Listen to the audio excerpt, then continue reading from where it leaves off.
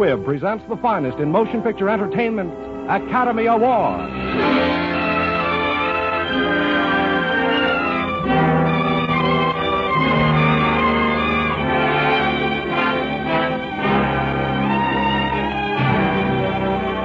The House of Squibb, manufacturing chemist of the medical profession since 1858, bring you Academy Award. The pictures, the players, the techniques and skills which have won or been nominated for the coveted awards granted each year by the Academy of Motion Picture Arts and Sciences to each in his field for outstanding achievement.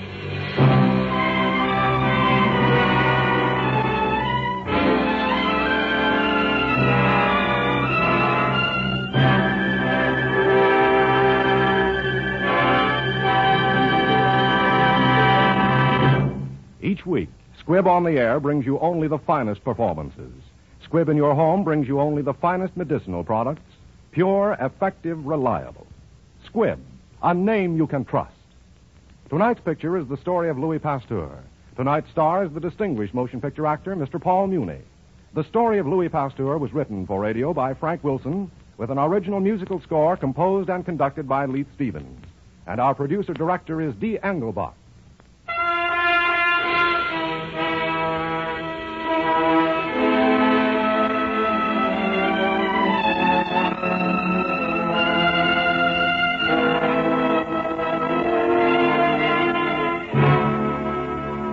Academy Award, starring Paul Muni in his 1936 Academy Award-winning role of Louis Pasteur.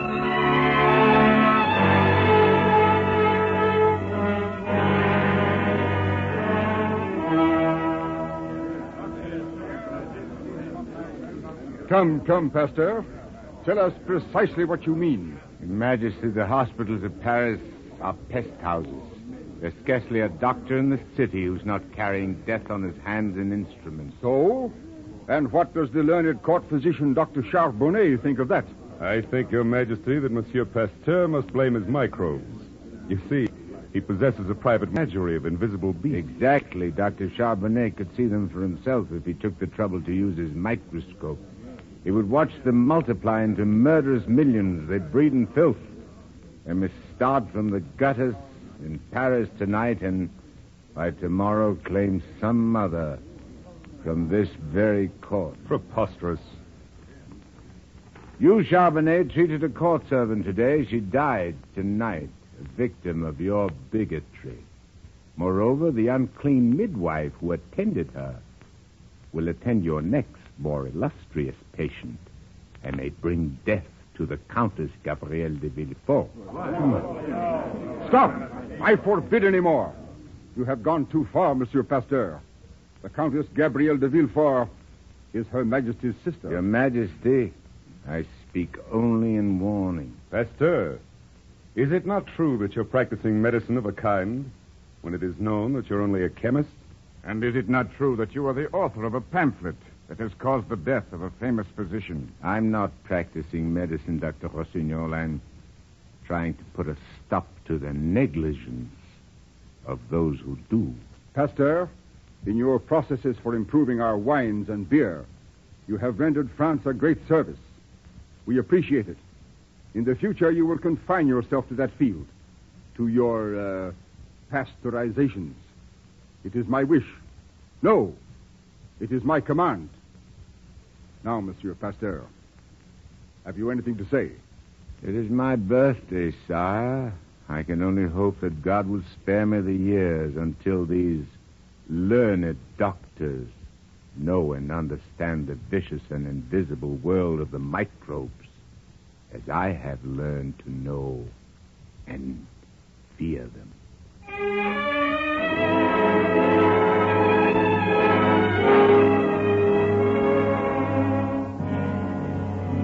Your Majesty, the Countess de Villefort. Yes, Dr. Charbonnet.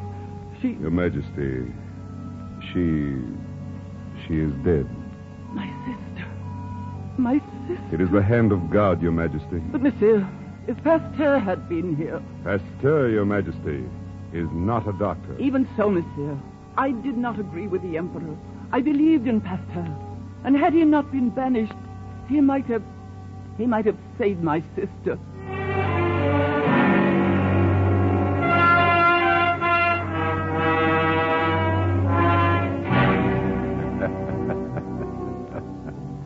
Annette plays very well. I forget that the years speed swiftly. She has grown to womanhood. Yes. The years of my banishment go so fast, and there is so much to be done. Louis, does her playing disturb you? No, on the contrary, my dear. I'm only writing a letter to Dr. Lister of Edinburgh. Oh. The war with the Prussians is over. While men have been fighting each other, I have been fighting microbes. For they are the real enemies of mankind. I've discovered a new serum, a serum against anthrax, the dread disease in cattle.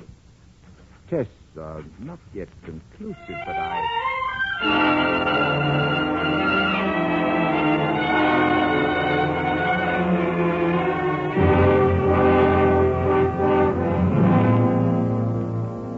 In addition to forfeiting Alsace-Lorraine, we have to pay an immediate indemnity of 5 billion francs. The question is how to raise such a sum. Monsieur President, industry is at a standstill. Farms are neglected. A devastating plague destroys our cattle. Efforts to raise money have failed everywhere except in one small province, Arbois. But if Arbois can pay, why not the others? For some reason, their cattle haven't been affected by this plague, this disease the doctors call anthrax. Then what is the reason?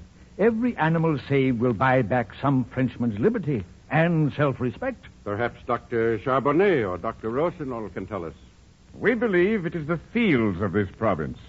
They must be immune to the disease. We would suggest that cattle from the other provinces be driven to Arbois, there to feed upon the good pastures and be kept in healthful condition. Let it be done at once. But I heard that some person in that province had developed a serum of sorts that keeps the cattle healthy. Impossible, sir. A maddened chemist called Pasteur once blamed all disease on microbes. We French are a very imaginative race.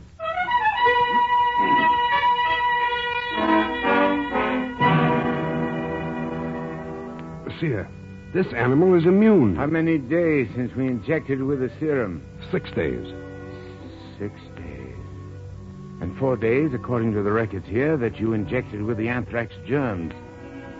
Our serum works. Monsieur, have you read the paper from Paris? No, I have no time for newspapers, Rule. It says the government has heard that the cattle of Arbois are immune to anthrax, and they recommend that all cattle be shipped here.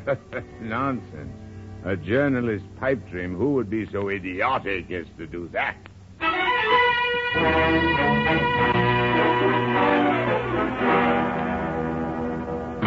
Monsieur, they have come. Half the cattle and sheep of France are being driven here. Fools! Idiots! Every inch of this ground is contaminated. It is only my vaccine which has kept our cattle healthy.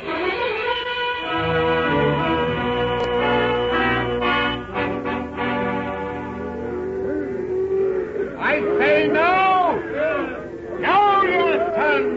Turn back, turn about! Drive these cattle away from this field. It is death. Death, I tell you! Please stand aside, monsieur. These cattle have been ordered here by the government. Please, Monsieur Pasteur. They will not listen to you. There is nothing more we can do. Do? There is something we can do. I shall appeal to the Academy of Medicine.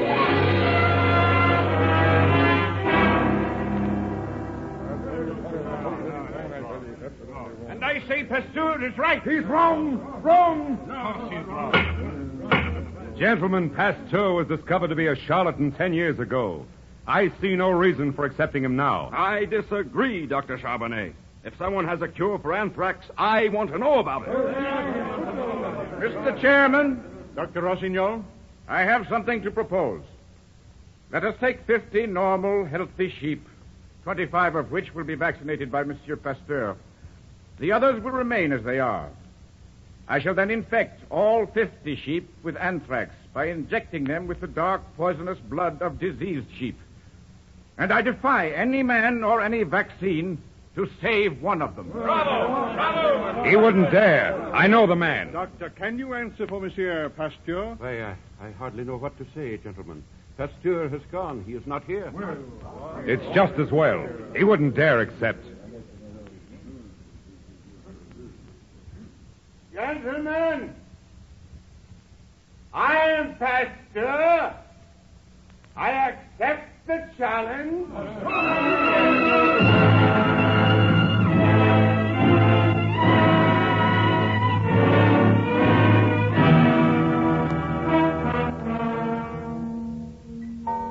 Louis, why don't you try and get some sleep? I should have stayed with the sheep. I shouldn't have left them. But you said it was against the rules to go near them. Rules. Do you realize what this means, this experiment? Tomorrow, if you're successful, every farmer in Europe will want your vaccine. You won't have a moment's peace. My dear, the benefits of science are not for scientists. They're for humanity.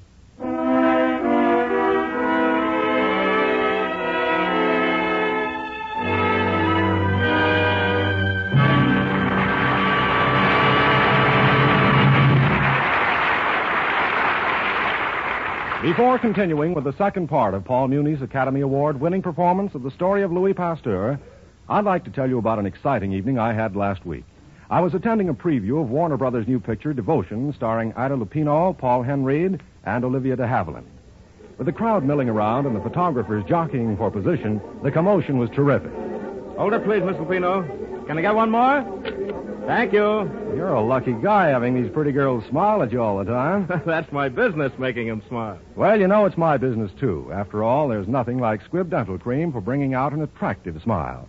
Smiles don't have to be coaxed when your mouth feels pleasantly wide awake, cool, clean, and fresh. And that's just how your mouth does feel when you use Squibb Dental Cream. The zestful, minty flavor of Squibb Dental Cream is so refreshing, it brings to your whole mouth an exhilarating tingle. And getting back to smiles, pure Squibb Dental Cream really helps you to keep all that natural brilliance you prize so highly. It helps to bring out all the sparkling beauty any smile can have. For the active ingredient of Squibb Dental Cream is one of the safest, softest, yet most effective polishing agents known to dental science. And no wonder you're so enthusiastic. Oh, but look, I've got to take 3 more pictures. Okay, good luck. And you're sure to have it if your subjects use safe, pure, pleasant Squibb Dental Cream. You can see the difference. Yes, you can taste, feel, and see the refreshing difference when you use Squibb Dental Cream. Taste, feel, and see the refreshing difference.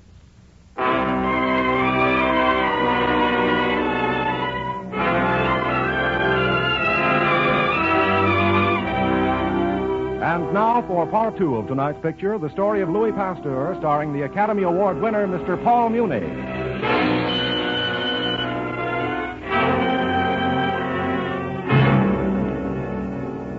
Hardly had a sleepless night ended when dawn found me rushing to the field where the sheep were penned, and as I rushed, I saw a country Punch and Judy show playing its puppets to the crowd. When I could get through to the sheep, the sight which first greeted me made my heart sink. Louis, what is the matter? My sheep, dead, every one. Oh. I failed. But are you sure? Perhaps these are the sheep of Monsieur Rossignol. No, I counted these. I counted his. They're dead, too. I don't understand. Come, let's get away from the crowd before they discover me. I'll not stand being laughed at. Louis, wait. No, I'll not wait. Louis, turn around. Look. The dead walk. One of your sheep has risen. Now another. My dear, they were only tired. Not dead, but asleep. Asleep? Thank God. Monsieur Pasteur, I congratulate you. You have done an amazing thing. Your sheep live. Mine are dead. I don't need more proof than that I've been a fool. Your hand, monsieur. Thank you. Oh, have you met Dr. Lister of Edinburgh? Imagine, the great Lister coming all the way to see you. We meet at last, sir, and I fancy myself a promise today. The name of Pasteur takes its place among the great names of science. No, not with yours, dear Dr. Lister. No name ranks with yours in the history of great discovery. Let history judge that, sir. History is being made right here in this field. This crowd has come here. Let them be aware of it. Ladies and gentlemen, may I have your attention? And you, Dr. Charbonnet, I imagine at last you've found yourself a convert to Pasteurism? No, Lister, I don't.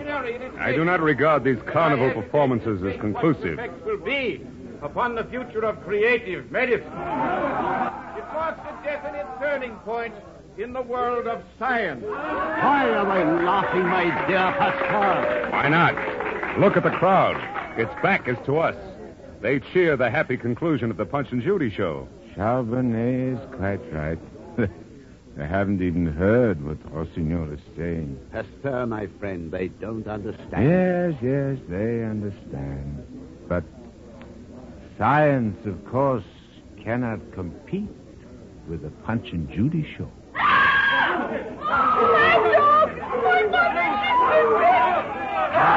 Dog, the irony of it at a time like this. They'll bring the blacksmith to burn her wound. If she'll not die from the rabies, she may from the shock of the burning iron, and yet all the doctors of Europe can do no more. We stand here and worry about our fame. That's the irony, sir. Why should that woman die?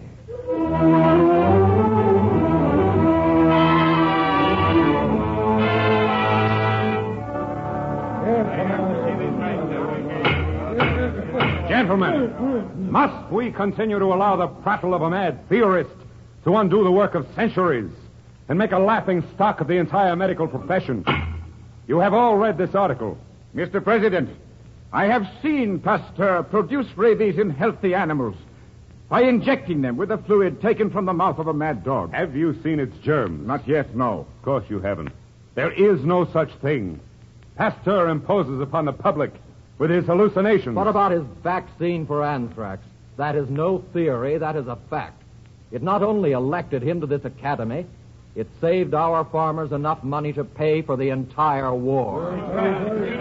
Gentlemen, I am a Russian. My country sent me to investigate Pasteur's efforts. His fame is known to our peasants who for centuries have been preyed upon by rabid wolves. If Pasteur is unwilling to come to us, I say let us go to Pasteur. Yes, we will go and expose once and for all this quack, this impostor.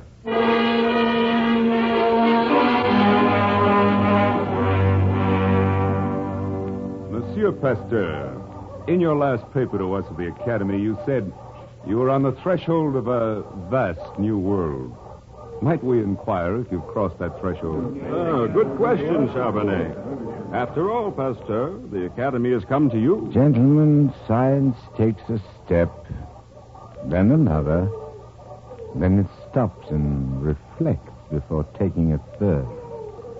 A mother takes a nursing child, puts him down. The child takes its first step, then stops unsteadily. Would the mother be right to say to him, "You are hesitating. You will never walk"? You do not believe me. In this little test tube now in my hand, there are enough death-dealing rabies germs to wipe out a city. Really?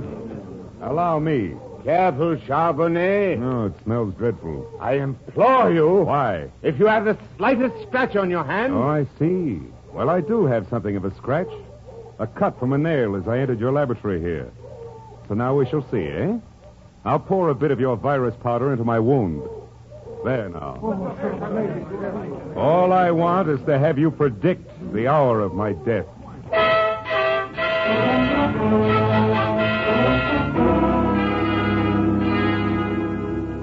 All the dogs that were infected by the contents of that test tube died. Except Charbonnet. It's been a month since he's been infected. I just don't understand. But maybe that tube you had was left to stand too long. Eh? Stand too long? Wait. Perhaps. Roux! Roux! Yes, monsieur? How old was that dried tissue when Charbonnet rubbed it into his wound? 14 days. 14. Suppose we started with an old virus that's no longer deadly. Suppose we inject it into a healthy animal, and day by day, as nature builds up his resistance, we increase the doses with stronger, fresher samples until he's able to withstand the actual disease. Would he not then be immune? Oh, Louis. Oh! How many dogs have we left? 10 healthy ones. They've never been exposed. Give them hydrophobia. But, monsieur... Give them hydrophobia.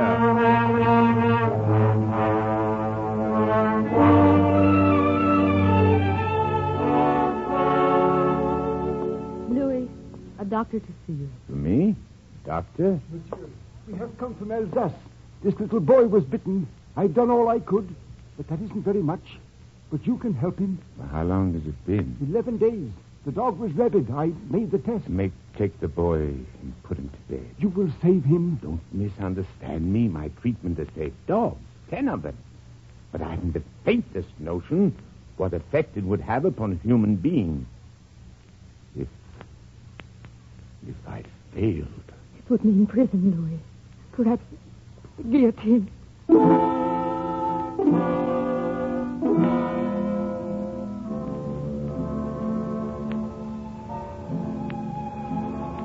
Monsieur Pasteur, you are not a doctor. You cannot expect support from the medical profession.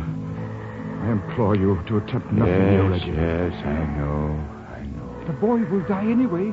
It is worth trying. Anything. Human life is at stake. Yet, they would crucify me if I failed. Oh, monsieur, I beg of you, save my boy. My boy. Should I do it? Should I? A child's life is at stake, and I ask if I should? I must!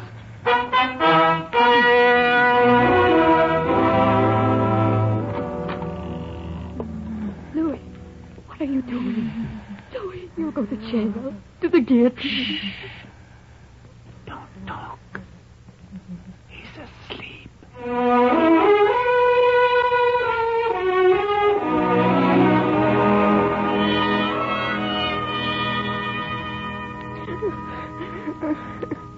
Yes, child? You're awake? I'm hungry. You're hungry. You're well. He's well. Pasteur! Pasteur! What is it? The boy. Look, he lives. He is over the crisis. The serum works. Come, we must tell him at once. Louis! Louis, wake up, Louis! Louis, you've won. The serum is successful. The boy lives. He cries out for food. Louis! Louis, wake up! Louis!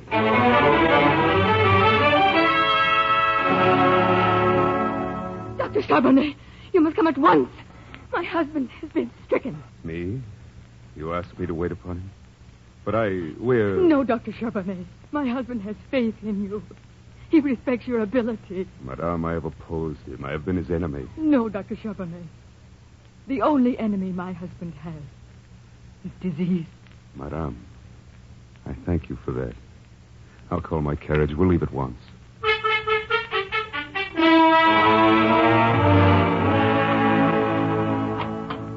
Louis? Louis, are you awake? My side. I can feel nothing. You've been unconscious. The Meister boy. I've got to get up and see him. No, Louis, no. Yesterday they dressed him and took him home. He is entirely well. Good. The doctor is here. Please, come in, doctor. Well, Pasteur, how are you feeling? Charbonnet? What does it mean? It means that I'm your physician. That you must remain quiet for a few days. Charbonnet? I appreciate this. Oh, it's not for you to appreciate me. It's for me to join the legion of those who appreciate you and your genius. Ah, monsieur, you've triumphed again. I have come to treat a patient who has been my teacher.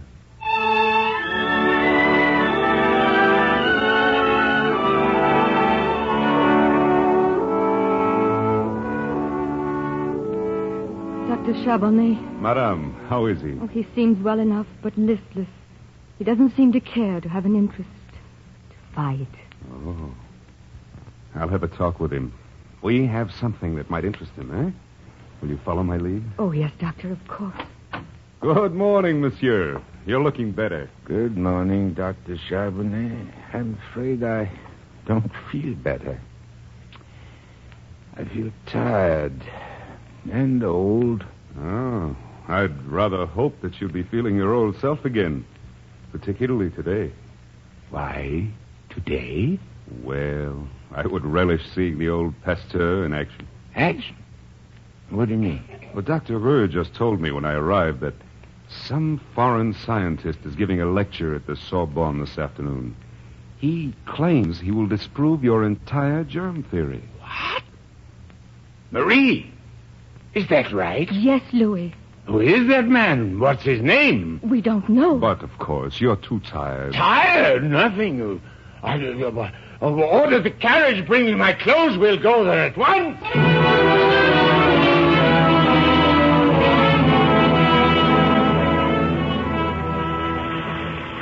You're just in time. They've arranged for you to sit on the platform. Courage, my dear. I'll be listening. Whom are they applauding? It's Dr. Lister of Scotland. Lister? Lister to speak against me? This way, sir. They're waiting for you. President of France is here, and Lister, you? Monsieur Pasteur, we greet you in the name of humanity. Monsieur, mankind is waiting. Charbonnet. They'll all come. Look up, my friend. Look up into the gallery. The medical students, the youth to pay you homage. I have no words as to express.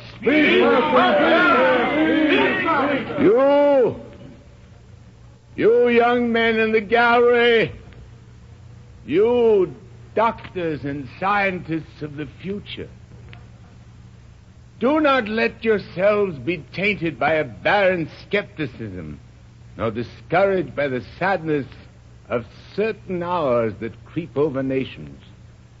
Do not become angry at your opponents, for no scientific theory has ever been accepted without opposition. Live in the serene peace of libraries and laboratories. Say to yourselves first, what have I done for my instructions? What am I accomplishing? Until the time comes when you may have the immense happiness of thinking that you have contributed in some way to the welfare and progress of mankind.